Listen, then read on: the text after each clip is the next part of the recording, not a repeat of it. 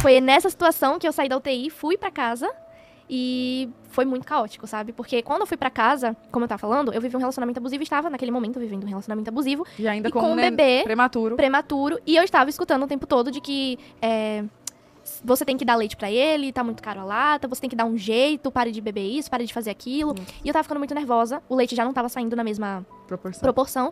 E Dante, ele não tava conseguindo mamar. Eu tive que chamar também uma pessoa, porque assim, como que eu dava leite pra ele em casa? Eu colocava uma sonda no meu dedo mindinho, aí amarrava aqui um esparadrapo, e aí eu pegava uma seringa e botava na sonda, conectava com a sonda, botava meu dedo mindinho na boca dele, e eu fazia o movimento de sucção pra ele poder sugar, que nem a Fono ensinou, e ia empurrando enquanto eu fazia o movimento de sucção. E só eu podia fazer isso, porque só o meu dedo cabia na boca dele. E tinha que fazer isso de 3 em 3 horas sem falta pra não dar hipoglicemia, eu acho. Pra não desidratar.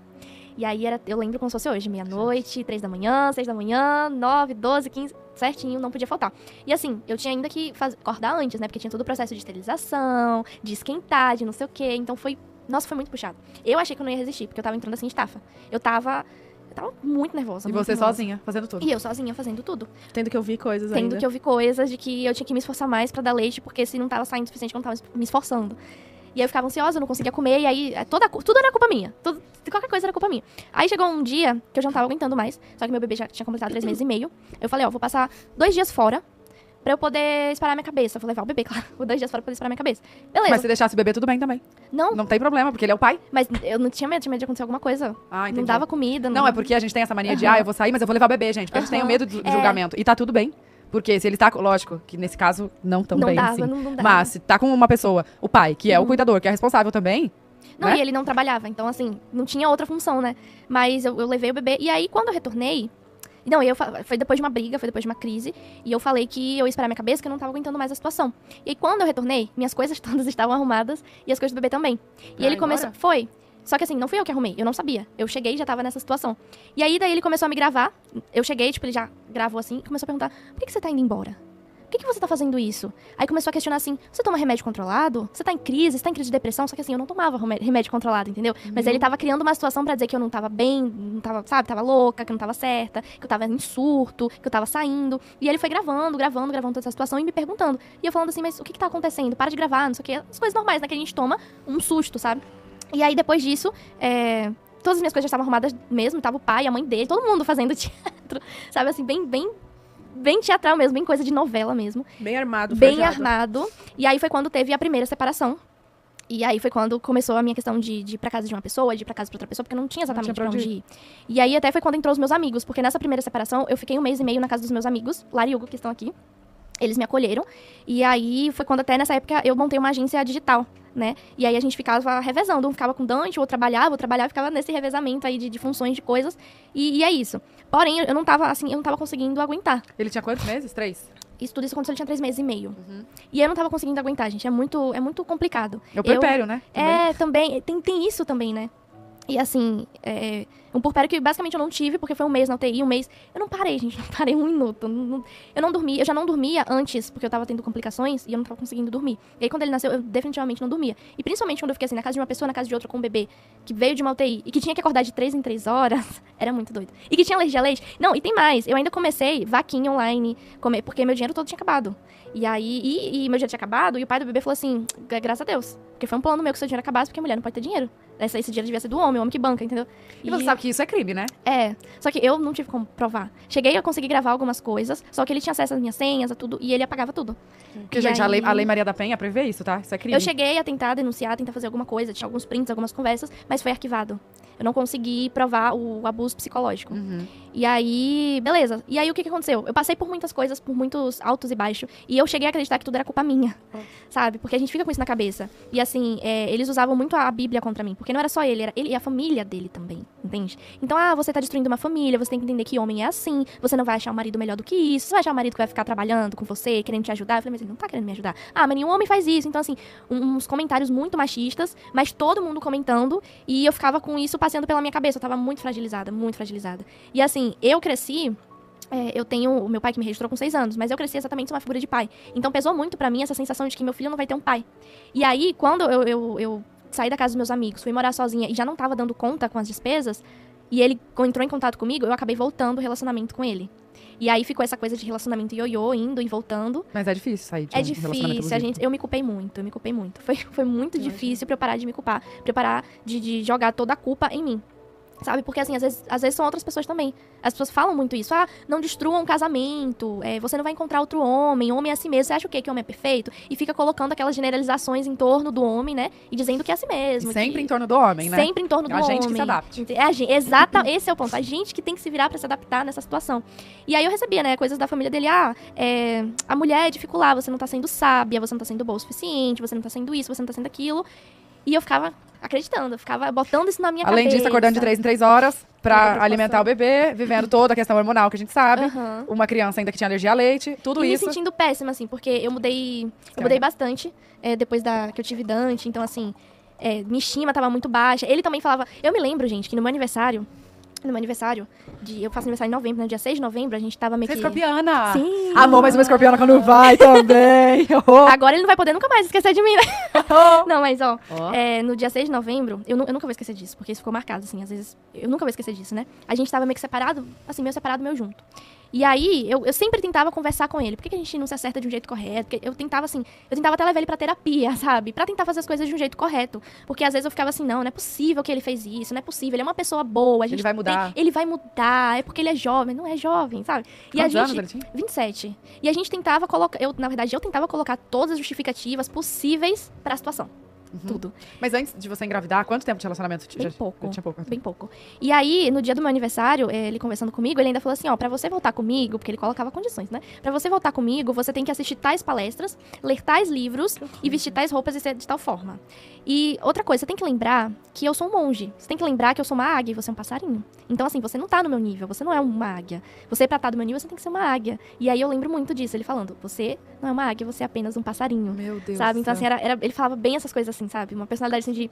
Ele dizia que era um monge. Eu tava grávida, gente, e ele me traiu virtualmente. Tava grávida, descobri que ele tava com o Tinder baixado e também conversando com outras meninas. Aí eu perguntei pra ele assim... Por quê? Né? Você tá me traindo? Eu não tô. Eu tô ajudando as pessoas. Falei, você tá ajudando mulheres com essas coisas sexuais? Aí ele falou, porque você tem que entender que eu tô em outro patamar. Eu tô num patamar de um monge. Eu vim nesse mundo pra ajudar as pessoas. Então eu tô ajudando as mulheres nos seus problemas sexuais. E ele falava isso muito sério. Chega a ser engraçado. Chega a ser engraçado. Eu não sabia. Às vezes eu achava tão ridículo que eu não conseguia. Minha mente não processava assim, sabe? É muito absurdo. Falava, não é possível. Não é possível. Não é possível. Gente, é absurdo. É coisa de novela. Tipo, a gente vê isso na novela. Não é normal, sabe? E a gente nunca acha que vai acontecer com a gente. Nunca acha que vai acontecer com a gente. E não só isso.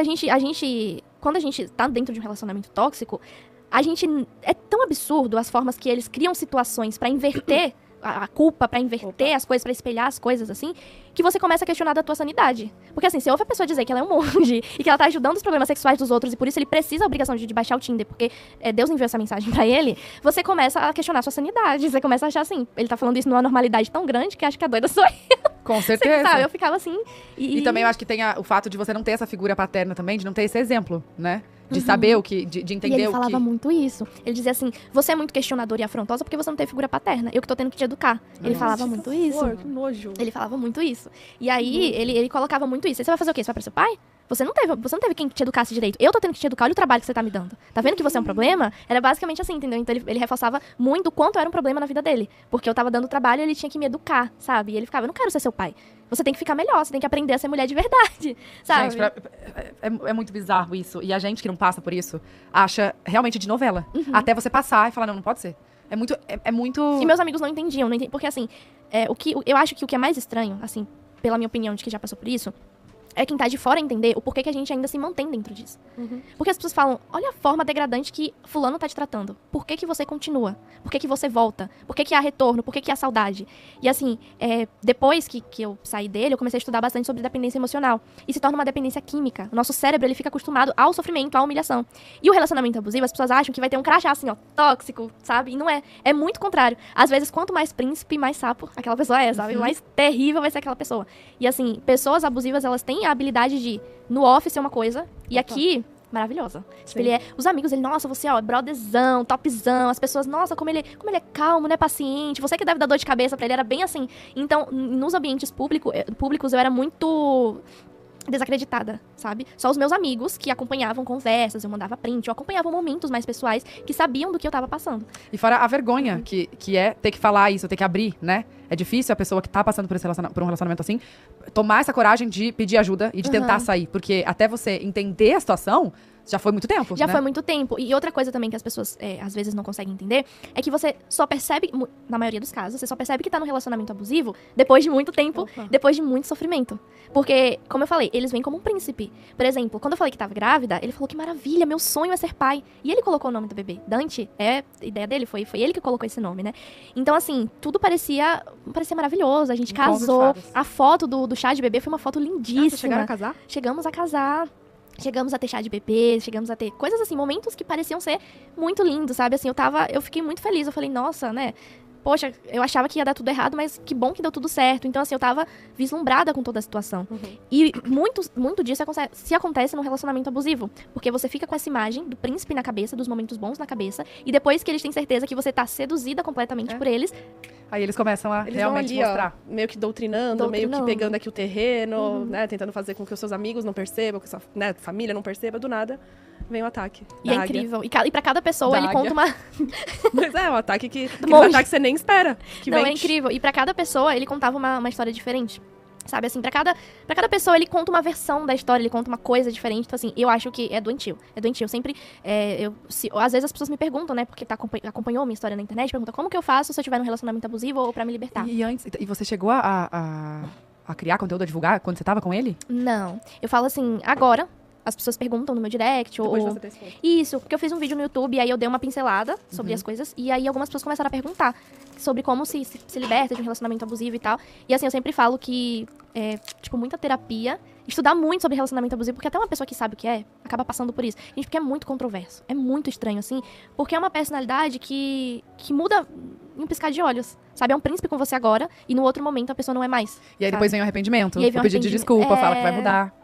E assim, no caso dele, eu tava tão dependente emocional que ele não me pedia desculpas, ele me fazia implorar por ele. Eu já cheguei a ajoelhar, pedindo pra voltar pra ele. Meu Deus Sério, do céu. sério, eu cheguei a me ajoelhar pra ele. Então assim, eu tava tão dependente emocional, eu tava tão doente por aquilo que eu tava vivendo, achando que eu tava errada, que eu fazia coisas absurdas, sabe? É muito bom você falar disso, assim, a gente falar pra galera, porque realmente a gente se fala muito de terapia, mas a terapia ainda não é algo acessível pra todos, né? Ainda é uma coisa nichada. A gente sabe que ainda tem muita gente com preconceito. Eu vejo muita gente mais velha. Imagina, vou fazer terapia, não sou louca, não sei porquê, fulano que faça terapia. E é legal da gente falar que, eu adorei isso que você falou, de que se a pessoa não tem condição, pesquisar sobre. Às vezes, ou até, nem questão de condição financeira, até tem esse preconceito, essa vergonha de ir até um profissional de expor, né? E de conversar. Então, pesquisa sobre. Lê. Gente, hoje a gente tem informação a rodo aí na internet. Demais. Então, vai lá no Google, pesquisa sobre, e aí, ali, talvez a pessoa se identifique, né? E entenda como sair. Porque saber por cima é melhor do que não saber nada.